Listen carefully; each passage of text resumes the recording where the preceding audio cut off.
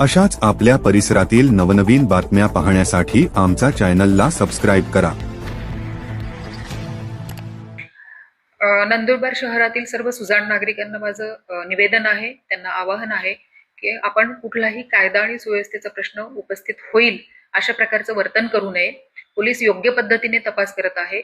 जो कोणी त्याच्यामध्ये गुन्ह्यामध्ये सामील आहे त्याच्यावर कारवाई होणारच आहे आणि जो सामील नाहीये त्याची शहानिशा करून तो जर गुन्ह्यामध्ये सामील नसेल तर पोलीस त्याच्यावर कारवाई करणार नाहीत।